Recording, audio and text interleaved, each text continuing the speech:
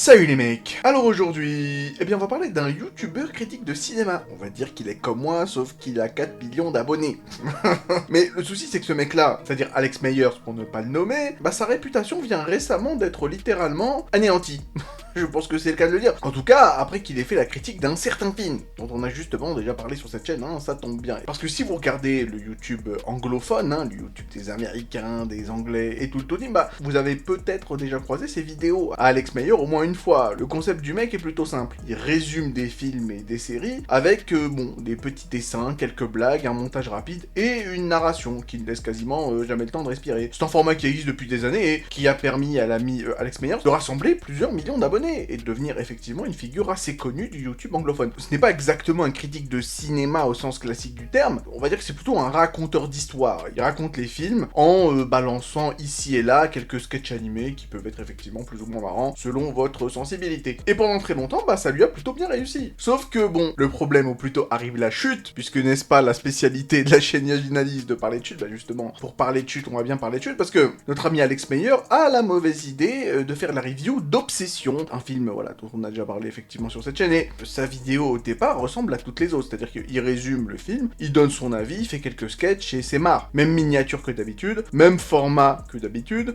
même dessin animé que d'habitude, et même blague que d'habitude. Sauf que cette fois, la réception, elle a pas été comme d'habitude. Quelque chose déraille complètement, quelque chose qui, en à peine quelques jours, détruira littéralement la réputation d'Alex Meyers, un youtubeur qui, je le répète, a quand même plus de 4 millions d'abonnés, c'est pas rien du tout quand même, voilà. Et, pour ceux qui n'ont pas encore vu Obsession, un film tout à fait sympathique, dont j'ai déjà parlé effectivement sur cette chaîne, je le répète pour la troisième fois, mais bon, écoutez, il faut bien que je fasse ma pub, personne veut la faire. Donc voilà, le film raconte l'histoire de Bear, un employé de magasin amoureux de son ami, de sa collègue de travail, Nikki, et étant donné que, il comprend qu'elle voudra jamais de lui amoureusement parlant, on va dire, il utilise un objet magique pour souhaiter qu'elle l'aime plus que quiconque au monde. Bon, le vœu fonctionne, mais le problème c'est qu'il fonctionne trop bien, beaucoup trop bien. C'est-à-dire qu'en un coup de cuillère à peau, Nikki devient maladivement obsédée par lui, par Bear, tandis que, lui, il profite de cette relation. Cette relation qui en réalité n'en est pas une, puisque, Nikki n'est plus maîtresse de son propre corps, c'est une sorte d'esprit qui l'occupe, et Bear comprend peu à peu l'horreur de ce qu'il a provoqué, même si, après qu'il ait compris que il y a un truc qui tombe pas rond, il continue sa relation avec Nikki, et c'est pour ça que ce film est tout à fait sympathique, et c'est pour ça que ça fait partie effectivement des rares reviews positives sur cette chaîne. Oui, parce que j'avais fait une vidéo où j'avais parlé d'Obsession, j'avais parlé de Backroom, et j'avais parlé d'Iron Lung, et si Iron Lung ne m'avait pas plu du tout, Backroom et Obsession m'avaient beaucoup plu, et c'est pour ça que, oui, j'ai été plutôt sympa avec ces deux films-là. Et justement, ces deux films, que ce soit Backroom ou Obsession, sont des films sympathiques parce que, justement, ils brassent des sujets très actuels, et c'est d'ailleurs pour ça que c'est aussi populaire, c'est pas un hasard. Le souci, c'est qu'en termes de popularité, c'est pas fou pour Alex Meyers, parce que, en l'espace de quelques jours après la sortie de sa vidéo critique sur Obsession, justement, les critiques explosent de partout, les vidéos réponses s'enchaînent à une vitesse hallucinante, vraiment, c'est extraordinaire. Je crois qu'il y a quasiment une centaine de vidéos d'une centaine de youtubeurs différents qui ont balancé leur tech et qui ont sorti des vidéos sur lui. J'ai envie de dire, je m'ajoute à la liste, bon gré mal gré, mais beaucoup de créateurs qui n'ont jamais encore parlé d'Alex Meyers se mettent soudainement à décortiquer son contenu, à sortir d'anciens extraits d'un peu partout. C'est la bérésina, la catastrophe absolue pour Alex Meyers. Il publiera une première réponse qui convaincra extrêmement peu de monde, il finira par supprimer cette réponse, puis il supprimera carrément sa review originale d'Obsession, et à partir de ce moment-là,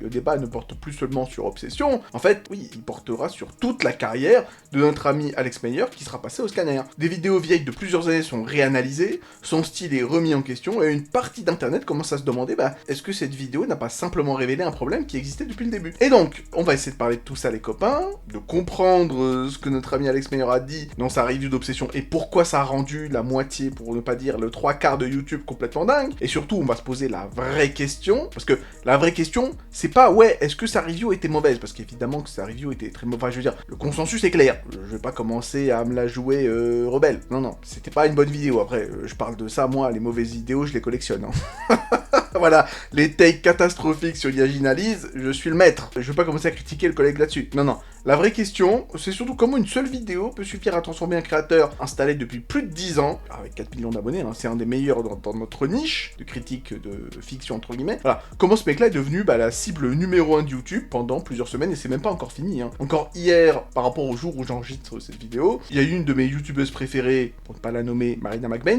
qui a elle-même, rajouté son petit grain de sel dans l'histoire en sortant une vidéo d'analyse de ce pauvre Alex Meyer. Et pourtant, en plus, Marina McBain, moi, je me suis inspiré de pas mal de ses vidéos pour faire les miennes. Donc c'est là où je me suis dit, ok, d'accord, donc tout le monde va en parler, quoi. Tout le monde va en parler. Bah écoutez, si tout le monde en parle, moi aussi, je veux bien en parler. Et justement, on va en discuter. Mais avant de commencer, les gars, si vous voulez soutenir la chaîne et m'encourager, surtout que je poste tous les jours comme vous le savez, abonnez-vous, mettez la cloche, likez la vidéo, objectif 100K avant la fin de l'année, parce qu'on y est presque, je compte sur vous, il faut mettre la fameuse Daronne à l'abri, et le fameux Yaji Baby à l'abri. Alors sans plus attendre, c'est parti. Bon, avant même de parler d'obsession ou de pas obsession, j'ai une petite précision à faire. Moi, personnellement, j'ai jamais vraiment été un énorme fan d'Alex Meyer. Je consomme son contenu, hein, attention, je le connaissais depuis bien avant, et même, pour être tout à fait honnête, un peu avant le backlash, un peu avant la shitstorm avec sa vidéo d'obsession, je m'étais remis un peu à son contenu, notamment parce que je me refaisais un peu tous les films de Steven Spielberg pour ma vidéo sur Disclosure Day. Je me suis forcément retapé Hook, donc la revanche du Capitaine Crochet en VF, et il s'avère qu'Alex Meyer avait fait effectivement une vidéo sur Hook. Donc voilà, je m'étais retapé sa vidéo pour me remettre un peu en jambe. Tout ça pour dire que je le déteste pas, mais jamais vraiment été un méga fan non plus. C'est pas vraiment des analyses, ces vidéos, c'est-à-dire que c'est plus des résumés racontés des films et des fictions dont il parle, ou des séries, avec des blagues dessus, quoi, et avec une super animation, hein. Le mec est plutôt marrant. Il prend un film de 2 heures, il raconte les grandes étapes de l'histoire, il balance 2-3 vannes toutes les 30 secondes, et ça passe au plan suivant. C'est divertissant et ça se regarde facilement, hein. Je veux dire, je vais pas commencer à bitcher sur les autres, hein. Moi, mon contenu, voilà. Il est pas si fou que ça non plus, hein. Rien n'est moins sûr. Mais c'est un style qu'on peut apprécier ou pas. Maintenant, ce format est pas mauvais par nature. Ça peut fonctionner sur plein de films ou sur plein de séries. C'est-à-dire que, par exemple, quand tu regardes une série pour adolescents remplie de personnages qui prennent les pires décisions imaginables, ou une romance Netflix écrite, oui, avec la finesse d'un marteau-piqueur, le côté caricatural d'Alex Meyer, ça marche parfaitement. Et de toute manière, c'est un peu sa spécialité, hein. Il a fait une vidéo sur quasiment toutes les séries Disney Channel existantes. Et ça fonctionne parce que les personnages sont volontairement exagérés, les situations sont absurdes, donc les tourner en ridicule, ça fait partie du spectacle et c'est très bien. Et dans ce genre de cas, je pense que simplifier l'histoire, parce qu'il résume les histoires, ça change pas fondamentalement son message. À la limite, si je vous parle de tout ça, c'est pas pour vous dire ouais, j'aime pas son contenu. C'est pas pour ça en réalité. Si je vous parle de ça, c'est parce que c'est justement pour ça que sa review d'obsession à défrayer la chronique. Parce que, et c'est le souci, tous les films fonctionnent pas comme ça. Certains reposent presque entièrement sur les nuances, il y a des œuvres où le non-dit est plus important que les dialogues, et quand une histoire parle, par exemple, en l'occurrence, de manipulation psychologique, de violence sexuelle, de consentement, ou d'un narrateur dont il faut constamment remettre la parole en question, comme exactement dans Obsession, chaque détail compte. Et si tu enlèves ces détails parce qu'il faut aller vite, ou parce qu'une blague fonctionne mieux qu'une explication, tu finis par raconter une histoire complètement différente. Et là, il s'agit plus d'un résumé plus court, il s'agit d'un autre film. C'est comme si tu racontais un match de football à ton pote qui l'a pas vu, et tu lui dis ouais tu sais quoi, il y a 2-0, et puis voilà, c'est tout. Voilà, il y a eu 2 buts. Le reste n'a aucune importance. Alors oui, techniquement, t'as pas menti, mais il y a eu 2 buts. Et si t'oublies volontairement le carton rouge, le penalty refusé, les blessures et les occasions ratées, c'est plus le même match. Et pour un film, c'est exactement pareil. Les événements comptent, certes, mais la manière dont ils sont présentés, ça compte tout autant. Et c'est justement pour ça que le format d'Alex Meyers, déjà, il monte ses limites, mais surtout, il monte ses limites avec certains films, quoi. Et c'est un reproche qui existe sur Alex Meyer depuis un certain temps, parce que depuis plusieurs années, il y a une partie de son public qui lui reprochait déjà de simplifier énormément les œuvres qu'il traite, de réduire certains personnages à des stéréotypes, de transformer pratiquement toutes les émotions sincères en occasion pour faire une blague sarcastique, et attention, moi les blagues sarcastiques j'en vais plein, mais tout ça pour vous dire que parfois t'as l'impression quand tu regardes ces vidéos que tu dis ouais, il passe complètement à côté de ce que le film essaie de raconter, et bien souvent, c'est comme ça que je le perçois, il le fait pas par manque d'intelligence ou je sais pas quoi, non, il le fait parce que c'est pour la blague, il va rendre un personnage plus caricatural qu'il ne l'est, afin de pouvoir effectivement balancer une vanne bien sentie et faire rire le public, c'est son objectif principal, et je le respecte et y a pas de souci. Mais le problème c'est que tu vas très rarement sortir d'une de ces vidéos en te disant ouais, je comprends beaucoup mieux cette œuvre. Après, bon, on peut pas vraiment le critiquer là-dessus, puisque de toutes les manières, c'est pas ce qu'il veut faire. Et là où les choses ont vraiment explosé, c'est que sa vidéo sur Obsession, elle se contente pas juste d'être une mauvaise critique. Ce qui peut être tout à fait acceptable, voilà, quand tu vas faire la review de Hannah Montana. Parce que quand tu parles d'Obsession, un film qui brasse des thèmes extrêmement lourds et importants, on va le dire, changer profondément la manière dont les événements du film sont présentés, c'est plutôt risqué. Et tout au long de la review d'Alex Meyers, eh bien, notre ami Alex décrit Bear, le protagoniste principal, comme un garçon un peu maladroit, un pauvre type incapable de comprendre les signaux sociaux qu'on lui envoie. Il bénéficie constamment du bénéfice du doute aux yeux d'Alex Meyer. Moi, j'ai eu souvent l'impression qu'en fait, ces actes étaient présentés comme des erreurs de communication, plutôt que comme des comportements de prédateurs, alors que Bear, c'est censé être un prédateur qui ne dit pas son nom, c'est un prédateur lâche. C'est ce qui fait, le sel du personnage. C'est-à-dire que c'est un personnage qui, au tout début du film, nous est présenté de façon bienveillante et sympathique. Le mec, il a perdu son chat Sandy, il est triste, il est timide, il a du mal, effectivement, à avouer ses sentiments à Nikki, mais plus le film continue, et plus tu te rends compte que la proie du début du film était en réalité, depuis le début, un prédateur, mais c'est fait de façon, c'est pas un twist vilain ni quoi que ce soit, c'est fait de façon tout à fait naturelle. Tu comprends que le personnage, en réalité, est un lâche, et que si il agit pas comme un prédateur déjà directement au vu et au su de tous, c'est tout simplement parce qu'il est lâche. Et quand il voit qu'il a une possibilité de se mettre avec Nikki sans pour autant avoir des soucis et en assumant aucune responsabilité,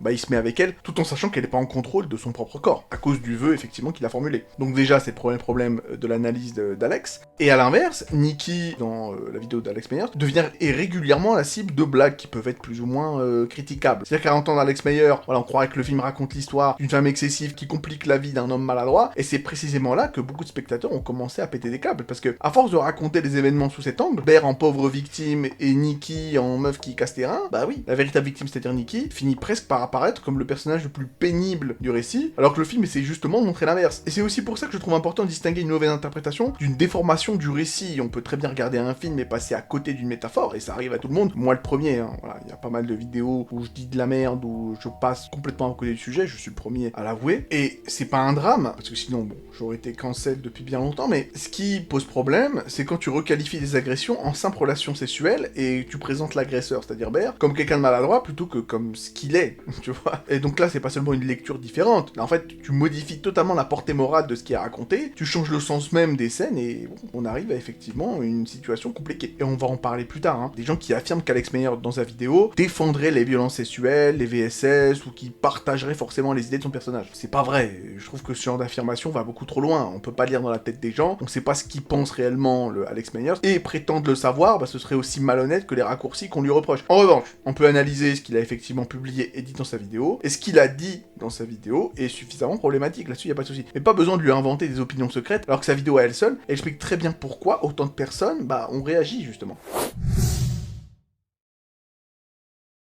Et donc, comme je l'ai dit, quand les critiques ont commencé à s'accumuler à son encontre, Alex Meyer a fini par publier une réponse en facecam. Et en théorie, bon, c'était ce qu'il fallait, en principe, pour calmer la situation. Le problème, c'est que cette première réponse donne surtout l'impression qu'il a compris qu'il y avait une polémique, sans avoir réellement compris pourquoi il y avait une polémique. C'est-à-dire que le mec essaie de s'expliquer, et en fait, il explique principalement que ses blagues étaient peut-être un peu trop légères pour un sujet aussi sensible, comme si le principal reproche concernait le ton de la vidéo, alors que c'est pas ça le cœur du problème. En fait, les gens lui demandaient pas seulement de reconnaître que certaines vannes étaient déplacées, d'ailleurs, il dira que ces vannes sur les latinas sont complètement recevables parce que son script a été écrit par une femme provenant d'Amérique latine, donc là aussi, voilà.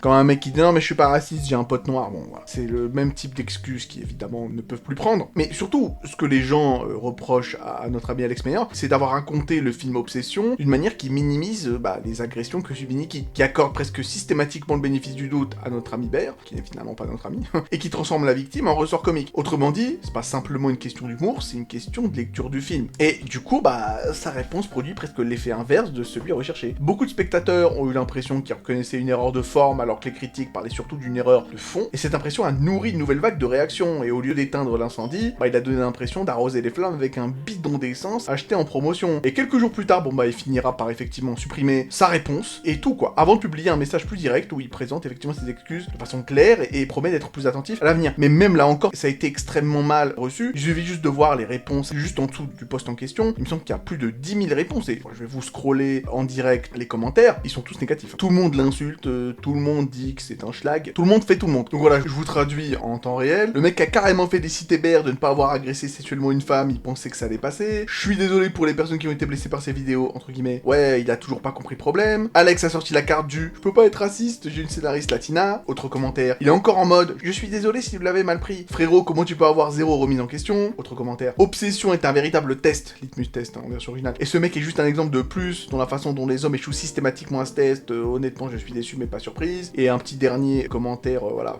pour la route. Regardez comment certains hommes réagissent à Obsession, et voir ceux qui défendent ce type est devenu une nouvelle façon de savoir si on pourrait laisser une femme ivre ou inconsciente seule avec eux en toute sécurité. Bref, je vais pas tous vous les faire. Vous pourrez aller lire vous-même, voilà, les méchants commentaires qu'il reçoit. Donc voilà, tout ça pour vous dire que c'était pas une bonne stratégie. C'est-à-dire que après avoir tout supprimé et s'être excusé, bah voilà, les gens veulent toujours son scalp. Parce que une fois qu'Internet sent qu'un gros créateur vacille, bah la machine devient pratiquement impossible à arrêter. Les vidéos réponses se multiplient, je dirais même se démultiplient en ce qui concerne le cas d'Alex Meyer, vraiment il y en a beaucoup trop. Hein. Les algorithmes comprennent que le sujet fonctionne, et des dizaines de créateurs, qui n'avaient jamais encore parlé d'Alex Meyer jusque-là, découvrent soudain un excellent moyen de faire des vues. Et à partir de ce moment-là, bah, cette histoire cesse progressivement d'être uniquement une critique d'une mauvaise review, un événement YouTube à part entière, et ça c'est une différence énorme. Et quand je parle bien évidemment des créateurs de contenu qui ont trouvé un excellent moyen de faire des vues, voilà, je me mets dedans.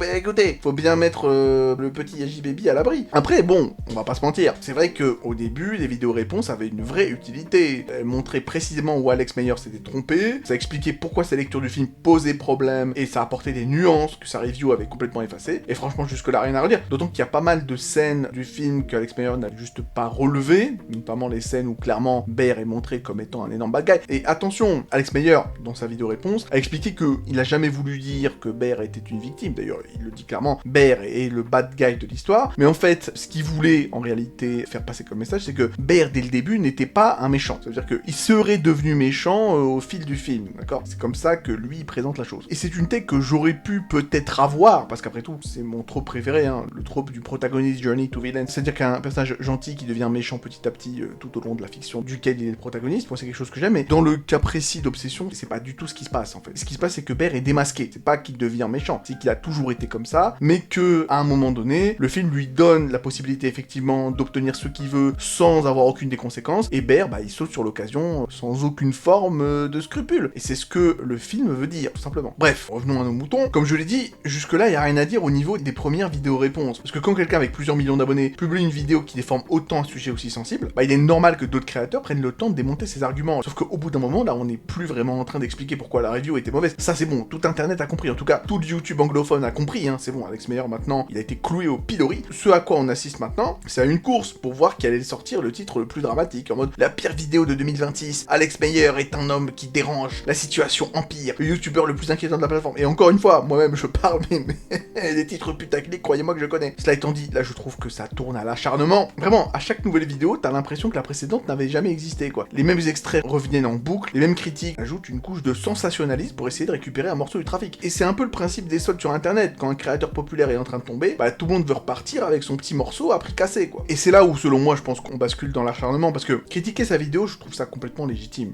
Là-dessus, y a pas de souci. De toutes les manières, moi-même, hein, y a pas mal de youtubeurs qui ont réagi à mes vidéos, qui les ont critiquées, qui ont montré leurs défauts, et là-dessus, y a aucun souci. D'ailleurs, bien souvent, je commente sous les vidéos pour dire, ouais, je suis d'accord.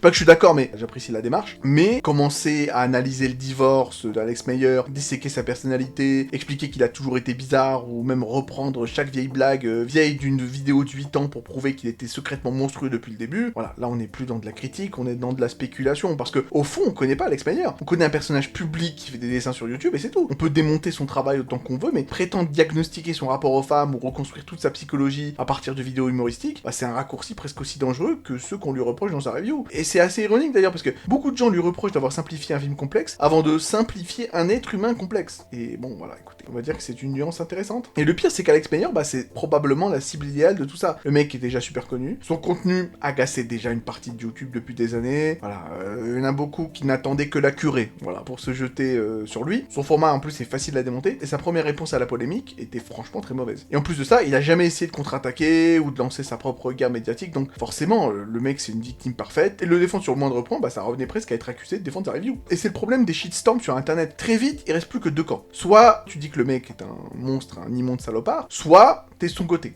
Et entre les deux, bah la nuance se fait piétiner comme une bouteille en plastique au milieu d'un concert. Et au fond, je pense même pas que cette histoire ait détruit sa carrière parce que la review était choquante. Je pense qu'en fait, elle a détruit quelque chose de beaucoup plus précieux, c'est-à-dire le bénéfice du doute. Avant cette polémique, la plupart des gens voyaient ces vidéos comme des résumés humoristiques. Ils savaient qu'ils simplifiaient des œuvres, mais ils partaient du principe qu'ils comprenaient ce qu'ils regardaient et qu'ils choisissaient simplement d'aller à l'essentiel pour faire rire. Et après Obsession, il y a une autre question qui est apparue. Est-ce qu'il simplifie volontairement ou est-ce qu'il comprend vraiment pas les films qui résument? C'est d'ailleurs une question dont beaucoup se posent sur moi également. Hein. Parfois, effectivement, je fais la review de quelque chose et on dit non mais Miyagi, t'as pas lu le truc, voilà. Le fameux t'as pas lu. Et Harry Potter.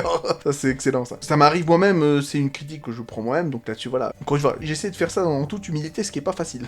Et voilà. Parce que quand tu critiques quelqu'un qui fait la même chose que toi, forcément, tu parais arrogant, parce que on te dit, oui, d'accord, tu le critiques, mais toi, tu fais mieux. Bon, voilà. Je vous le dis, je fais pas mieux que lui. Au moins, c'est réglé. Mais il n'empêche que je pense qu'effectivement, il y a des choses à dire sur son contenu. Le souci, c'est qu'avec cette critique, ses anciennes vidéos sont maintenant relues différemment. Ces raccourcis ressemblent plus forcément à des choix comiques. Maintenant, ces caricatures, bah, elles paraissent, bon, quasiment prédatrices, quoi. Certaines blagues sur des persos féminins ou sur des minorités sont désormais interprétées sous un autre angle, et c'est pas forcément parce que les vidéos ont changé, c'est juste parce que la vision que le public a d'Alex Meyer a changé, et je trouve ça intéressant, et vraiment assez triste pour lui, parce que même si je suis pas forcément un gros fan de son contenu, je le consommais quand même, pas forcément assidûment, mais ces derniers temps, avant le backlash, je consommais pas mal, effectivement, quasiment toutes ses vidéos, je dirais, ces 15 dernières vidéos, avant la vidéo d'Obsession, bah je me les suis tapé, quoi, c'est pour dire que je le suivais, et comme par hasard, dès que je recommence à le suivre, boum, le mec se fait cancel. Écoutez, je sais pas. Mais ouais, je trouve que y a acharnement. Et je vais finir la vidéo ici, parce qu'il y a un truc qui vraiment m'a travaillé pendant toute cette histoire. C'est que vraiment, au début, j'ai pas du tout compris pourquoi le backlash était aussi violent. Et je pense que vous l'avez compris quand j'ai lu les commentaires. Pas mal de ces commentaires sont plutôt placés vers la gauche. Hein. Voilà, quand on parle, bon, d'agression, de VSS et tout ça. C'est évident, et il me semblait, peut-être que je me trompe, mais il me semblait que depuis 2020, Internet est devenu quand même plutôt méga permissif, avec les remarques racistes et sexistes. Il me semblait quand même. Je veux dire, quand on voit par exemple un mec comme Sneako, qui est extrêmement populaire, hein, qui a collaboré avec pas mal de suprémacistes blancs, on le voit donc dans une limousine, avec les Myron Gaines, avec les Andrew Tristan Tate, avec les claviculards, dont on a déjà parlé sur cette chaîne, hein, auparavant. Voilà,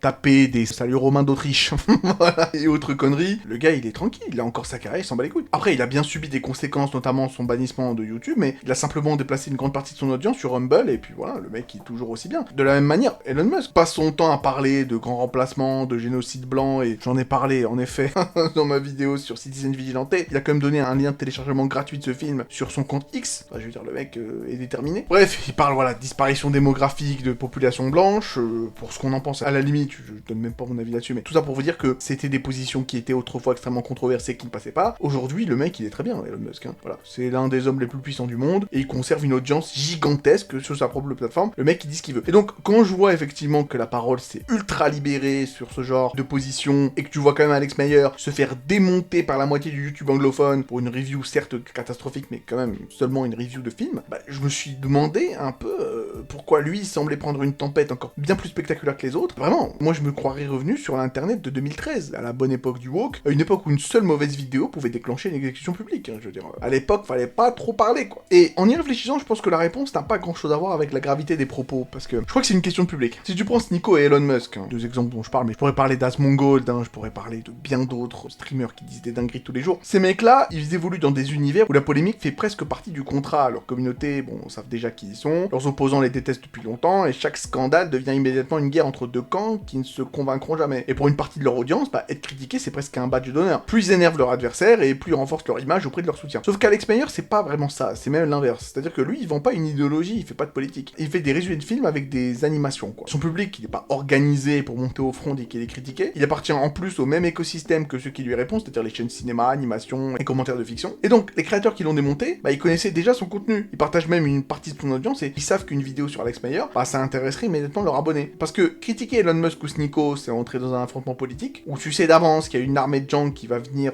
te chercher des noises. Mais critiquer Alex Meyer, bah, c'est chasse gardée, il y a aucun problème, hein. C'est rester dans le divertissement, tout en ayant l'impression de défendre une bonne cause. C'est beaucoup plus simple, c'est beaucoup moins risqué, et puis tu vides ton chargeur, et tu sais qu'il y aura personne pour te tirer dessus en retour. Il y a aussi un autre élément, c'est qu'en fait, l'erreur, entre guillemets, d'Alex Meyer est incroyablement facile à raconter. Tu peux vraiment, en fait, résumer toute la polémique en une phrase. C'est-à-dire, entre guillemets, un youtubeur a présenté un agresseur dans un film comme un pauvre gars maladroit et s'est moqué de la victime. Voilà, point, fermez les guillemets et tombez de chez soi. Évidemment, cette formulation simplifie sa vidéo, mais elle est suffisamment claire pour être comprise en 10 secondes. Pas besoin d'expliquer un conflit géopolitique, une idéologie ou un contexte historique. Tout est là immédiatement, et je pense que c'est ce qui explique pourquoi Alex s'est pris une shitstorm, clairement, littéralement, d'un autre âge. C'est quelque chose que je pensais pas impossible, mais c'est plus d'actualité, ce type de backlash pour ce type de sujet, quoi. Et donc, du coup, je pense pas qu'Internet soit soudainement redevenu celui de 2013, même si c'est vrai qu'à un moment donné, je me posais questions. Je pense surtout qu'il est devenu extrêmement fragmenté, c'est-à-dire que sur X, il y a certains espaces gaming ou dans le streaming politique où le climat est beaucoup plus à droite qu'il y a 10 ans. Là-dessus, je pense que mon diagnostic n'est pas faux. En revanche, vis-à-vis des communautés autour du cinéma, de l'animation ou même du commentaire de fiction, bah ça reste quand même beaucoup plus progressiste et beaucoup plus sensible à ce genre de sujet. Alex Meyer, en fait, il est simplement tombé dans la pire combinaison possible. Une faute réelle, une réponse maladroite, une communauté qui n'allait pas le défendre de toutes les façons, et un algorithme qui a rapidement compris qu'il y a des millions de vues à distribuer à tous ceux qui participeraient à sa chute. Donc voilà, ce fut la chute d'Alex Meyer.